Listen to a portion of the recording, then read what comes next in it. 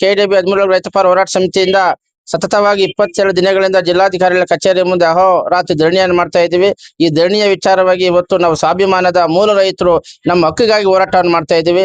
ನಮ್ಮ ಬೇಡಿಕೆಯನ್ನು ಇವತ್ತು ಕೈಗಾರಿಕೆ ದರಪಟ್ಟಿ ನಿಗದಿ ಮಾಡಬೇಕು, ನಮ್ಮ ಮಕ್ಕಳಿಗೆ ಉದ್ಯೋಗ ಸಿಗಬೇಕು, ಭೂಮಿ ಕಳ್ಕೊಂಡ ರೈತರಿಗೆ ಒಳ್ಳೆಯ ದರವನ್ನು ನೀಡಬೇಕು ಅಂತ ಹೇಳಿ ನಮ್ಮ ಹೋರಾಟ.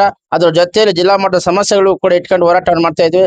ಆದ್ರೆ ನಮ್ಮ ಸಮಸ್ಯೆಗೆ ಸ್ಪಂದಿಸಿದ ಘನ ಸರ್ಕಾರ ಏನು 6, 8, 9, 10 4 ದಿನಗಳ ನಿಗದಿಪಡಿಸಿತ್ತು ದರಪಟ್ಟಿ ನಿಗದಿ ಮಾಡೋದಕ್ಕೆ.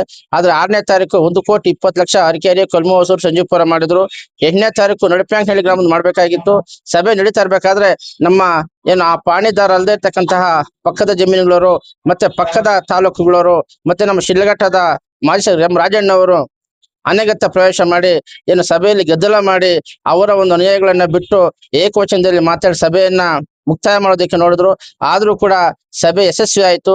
ಆದ್ರೆ ಸಭೆ ಯಶಸ್ವಿ ಆಯ್ತು, ಆವತ್ತು ದರ ನಿಗದಿ ಏನಿತ್ತು ರೈತರ ಮಣ್ಣು ಹಾಕಿದ್ರು ಮೊನ್ನೆ ರಾಜಣ್ಣವರು. ಯಾಕೆ ಮಣ್ಣು ಹಾಕಿದ್ರು ಅಂದ್ರೆ ಇವತ್ತು ಏನು 1,20,00,000 ರೂಪಾಯಿ ಬರೆದು ಬಿಟ್ಟು ಹೊರಟೋದ್ರು. ಅದೇ ನಾವೆಲ್ಲ ಒಗ್ಗಟ್ಟಾಗಿ ನಮ್ಮ ಭೂಮಿ ಕಳ್ಕೊಳ್ತಾ ಇದೀವಿ, ರೈತರು ನಮ್ಗೆ ಒಳ್ಳೆ ಬೆಲೆ ಕೊಡಿ ಅಂತ ಹೇಳಿ ಕೇಳಿದ್ರೆ ಅಟ್ಲೀಸ್ಟ್ 1,60,00,000, 1,80,00,000, 2,00,000 ಬರ್ತಾ ಇತ್ತು. ಆದ್ರೆ ಅಲ್ಲಿ ಗಲಾಟೆ ಮಾಡಿದ ಪರಿಣಾಮ 1,20,00,000 ರೂಪಾಯಿ ಬರೆದ್ಬಿಟ್ಟು ಹೊರಟೋದ್ರು.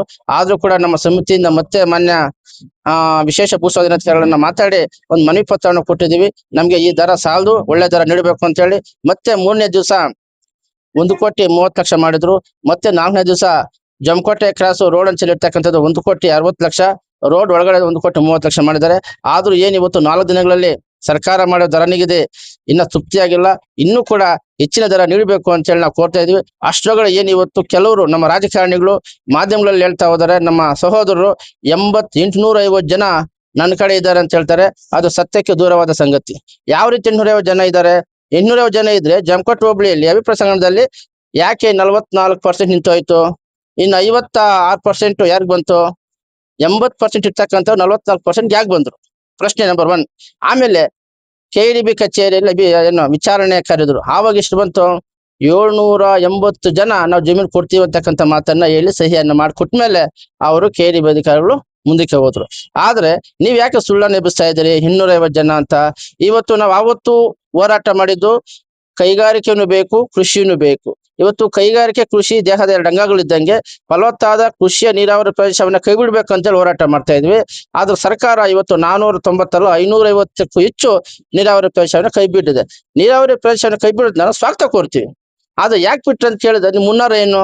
ಇವತ್ತು ನೀವ್ ಹೇಳ್ತೀರಿ ಕೈಗಾರಿಕೆ ಬೇಡ ಅಂತ ಹೇಳ್ತೀರಿ, ಅಲ್ಲಿ ಬೆಂಗಳೂರಲ್ಲಿ ಹೇಳ್ತೀರಿ ಕೈಗಾರಿಕೆ ದರ ಚಿಕ್ಕಬಳ್ಳಾಪುರದಲ್ಲಿ ಮಾಡ್ಬೇಕು. ಆದ್ರೆ ಯಾಕೆ ನೀವು ಕೈಗಾರಿಕೆ ಬೇಡ ಅಂದವರು ದರ ಯಾಕೆ ಚಿಕ್ಕಬಳ್ಳಾಪುರದಲ್ಲಿ ಮಾಡ್ಬೇಕು? ಮತ್ತೆ ಅಕ್ರಮವಾಗಿ ಚಿಂತಾಮಣಿ ಸಬ್ ರಿಜಿಸ್ಟರ್ ಆಗ್ತವೆ. ನಾವೇನ್ ಹೇಳಿದ್ವಿ ಅವತ್ತು? ಯಾವುದೇ ಕಾಲಕ್ಕೂ ಪಾಣಿ ಕಾಲಂ 9ರಲ್ಲಿ ಸರ್ಕಾರದ ಭೂಸ್ವಾಧೀನ ತೆಗಿಬಾರ್ದು ಅಂತ ನಾವ್ ಹೇಳಿದ್ವಿ. ಆದ್ರೆ ರಿಯಲ್ ಎಸ್ಟೇಟ್ ಅವ್ರ ಮಾತಿಗೆ ಕಟ್ಟು ಬಿದ್ದು ಯಾರು ಲೆಟರ್ ಕೊಟ್ಟಿದ್ದು ತೆಗೆದ್ರು ಪರಿಣಾಮ ಇವತ್ತು ಸ್ಟೇಕ್ ರಿಜಿಸ್ಟ್ರೇಷನ್ ಆಗಿದೆ. 350ರಿಂದ 400 ಎಕರೆ ಹೆಚ್ಚು ಅಧಿಕ ಜಮೀನುಗಳನ್ನು, ರೈತರ ಜಮೀನುಗಳನ್ನ ರಿಯಲ್ ಎಸ್ಟೇಟ್ ಅವರು ನೋಂದಣಿ ಮಾಡ್ಕೊಂಡಿದ್ದಾರೆ. ನಾವು ಅವ್ರು ಕೇಳಕ್ಕಾಗಲ್ಲ. ಅವ್ರು ಕೇಳಿದ್ರೆ ನನ್ನ ಜಮೀನು ನನ್ನ ಹಕ್ಕು ಅಂತಾನೆ.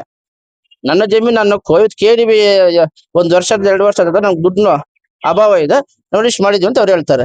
ಆದ್ರೆ ಇವತ್ತು ನಾವು ಸರ್ಕಾರವನ್ನು ಒತ್ತಾಯ ಮಾಡಿ ಮತ್ತೆ ಏನು 28(4)26 ಮಾಡಿ ಪಾಣಿ ಕಲಮಲ್ಲಿ ಭೂ ಸ್ವಾಧೀನ ನಮೂದು ಮಾಡಿದ್ರಿ. 25/2/2026ರಿಂದ ಇಂದಿನ ದಿನವರೆಗೂ ಜಮಕೋಟೆ ಹೋಬಳಿ 13 ಹಳ್ಳಿಗಳ ಭೂ ಸ್ವಾಧೀನಕ್ಕೊಳಪಟ್ಟ ಜಮೀನು 1 ಕುಂಟೆ ಎಲ್ಲಿ ರಿಜಿಸ್ಟರ್ ಆಗಿಲ್ಲ. ಇವತ್ತು ತಿರ್ಗಿ ಅದೇ ಜನ ಹೋಗಿ ನಮ್ಗೆ ಪಾಣಿ ಕಲಂ ಮನೆಯಲ್ಲಿ ತೆಗಿಬೇಕು ಅಂತ ಕೇಳ್ತಾರೆ. ಇದೆಷ್ಟು ಮಟ್ಟಿಗೆ ಸರಿ? ಅಲ್ಲಿ ನಿಮ್ ಉದ್ದೇಶ ಏನು? ರಿಯಲ್ ಎಸ್ಟೇಟ್ಗೆ ಅನುವು ಮಾಡ್ಕೊಡೋದಾ? ಇವತ್ತು ಪಾಣಿಯಲ್ಲಿ ಕಲಮಲ್ಲಿ ತೆಗಿಸ್ಬೇಕು, ಮತ್ತೆ ಭೂಕಳ್ಳರಿಗೆ ಇಲ್ಲಂದ್ರೆ ಅಲ್ಲಿ ರಿಜಿಸ್ಟರ್ ಮಾಡ್ಕೊಳ್ಳೋದು ಸತ್ಯ. ಆದ್ರೂ ಸರಿ ಇಲ್ಲ. ಹಾಗಾಗಿ ಇವತ್ತು ಪತ್ರಿಕಾ ಮಾಧ್ಯಮದ ಮೂಲಕ ಸರ್ಕಾರನ ಒತ್ತಾಯ ಮಾಡ್ತಾ ಇದ್ವಿ, ಯಾವುದೇ ಕಾಲಕ್ಕೂ ಪಾಣಿ ಕಾಲಂ 9ರಲ್ಲಿ ಸರ್ಕಾರದ ಭೂ ಸ್ವಾಧೀನ ತೆಗಿಬಾರ್ದು. ಒಂದ್ ವೇಳೆ ಯಾರಿಗೆ ಜಮೀನು ಕೊಡಲ್ವೋ ಅವ್ರು ತೆಗಿಲಿ, ನಮ್ದೇನು ಅಭ್ಯಂತರ ಇಲ್ಲ.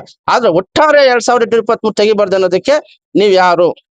ಹಾಗಾಗಿ ಏನ್ ಇವತ್ತು ಅಹೋರಾತ್ರಿ ಧರಣಿ ಮಾಡ್ತಾ ಇದೀವಿ.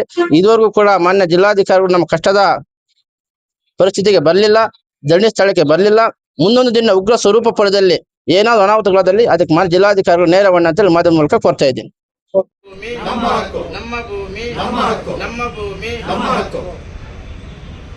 ಬೇಕು, ಕೈಗಾರಿಕೆ ಬೇಕು, ಬೇಕೇ ಬೇಕು. ಕೈಗಾಕಿರಬೇಕು. ನಮ್ಮ ಭೂಮಿ ನಮ್ಮ ಹಕ್ಕು. ನಮ್ಮ ಭೂಮಿ ನಮ್ಮ ಹಕ್ಕು. ಕೆಂಪಕೋಟೆ ಖಾಸಗಿ ಭೂಮಾಫಿಯ ವ್ಯಕ್ತಿಗಳೇ ತೊಲಗಲಿ. ಕೆಂಪಕೋಟೆ ಖಾಸಗಿ ಭೂಮಾಫಿಯ ವ್ಯಕ್ತಿಗಳೇ ತೊಲಗಲಿ. ಕೆಂಪಕೋಟೆ ಖಾಸಗಿ ಭೂಮಾಫಿಯ ವ್ಯಕ್ತಿಗಳೇ ತೊಲಗಲಿ. ಬೇಕೇ ಬೇಕು ಕೈಗಾಕಿರಬೇಕು. ಬೇಕೇ ಬೇಕು.